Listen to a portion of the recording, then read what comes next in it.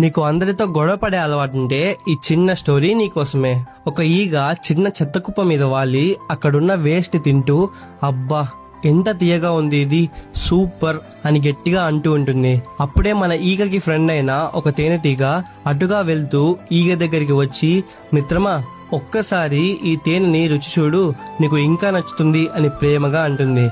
అప్పుడు ఆ ఈగ, ఈ చెత్త నీ తేనె కన్నా తీయగా ఉంటుందిలే అని హార్ష్గా తేనెటీగతో అని ఆ చెత్తనే తింటూ ఉంటుంది.